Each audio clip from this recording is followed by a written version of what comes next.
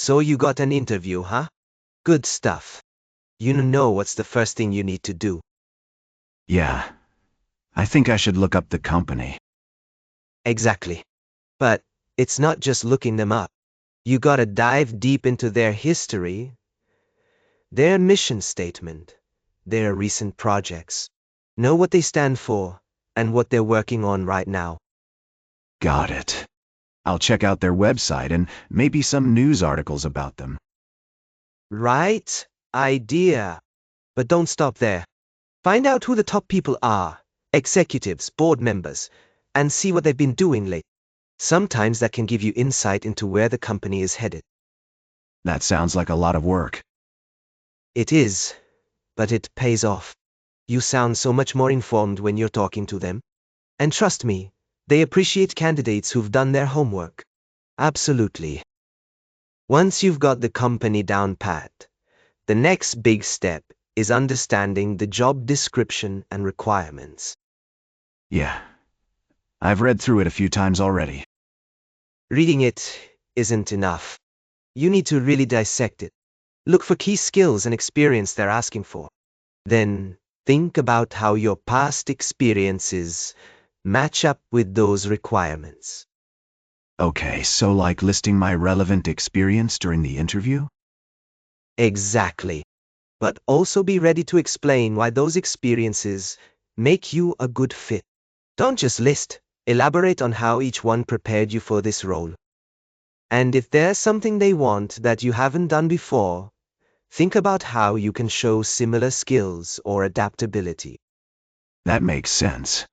It's all about showing them I can do the job. Definitely. And don't forget to look at the softer skills too.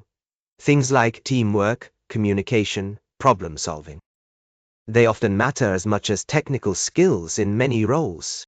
So be ready to give examples of situations where you demonstrated these abilities. Got it. I'll definitely focus on both hard and soft skills then. Perfect.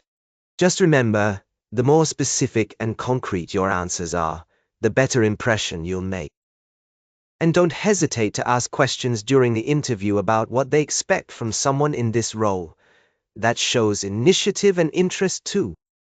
Asking questions sounds smart. I'll keep that in mind. Definitely do that. And if you have any doubts about certain parts of the job description, definitely do that.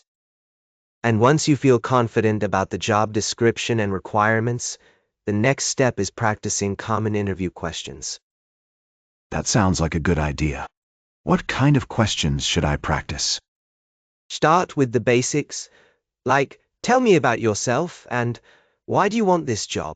Those are pretty standard.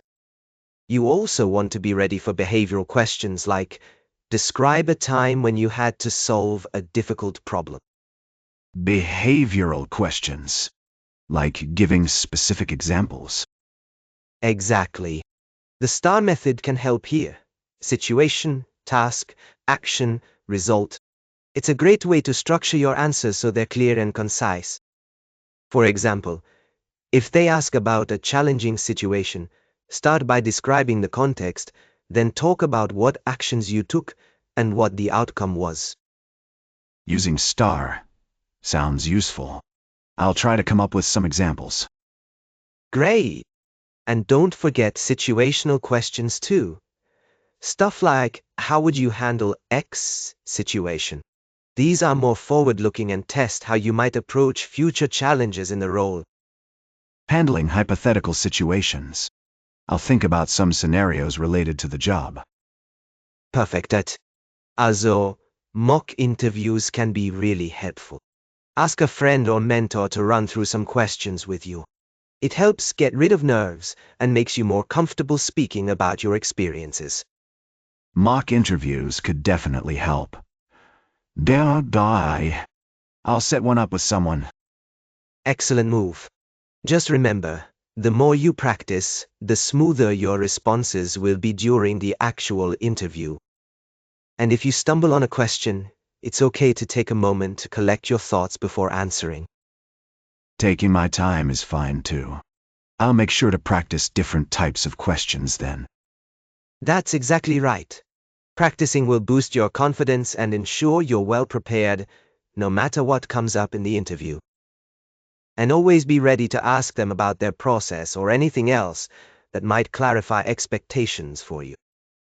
That's exactly right. Practicing will boost your confidence and ensure you're well prepared, no matter what comes up in the interview. Now let's talk about preparing specific examples for behavioral questions. Sure, that sounds important. It really is.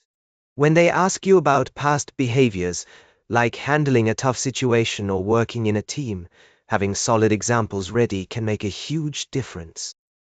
Think about times when you showed leadership, solved problems, or worked well with others.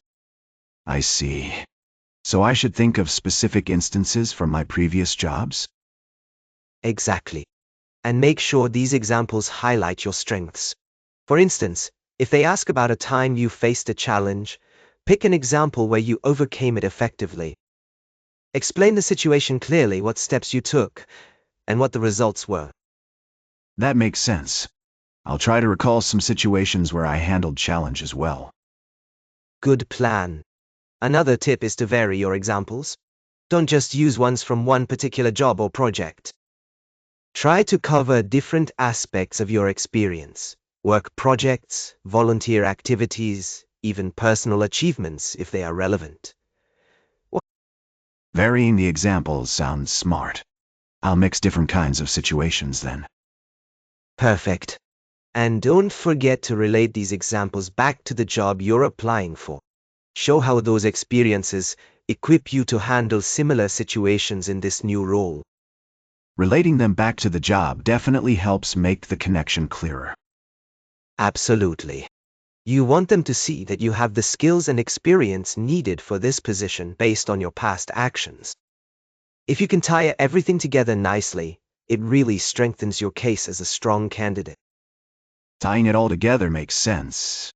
I'll work on making sure my examples fit well with what they're looking for. That's the spirit. Just remember to be honest and genuine with your examples. Over-preparing is good, but being yourself is crucial too.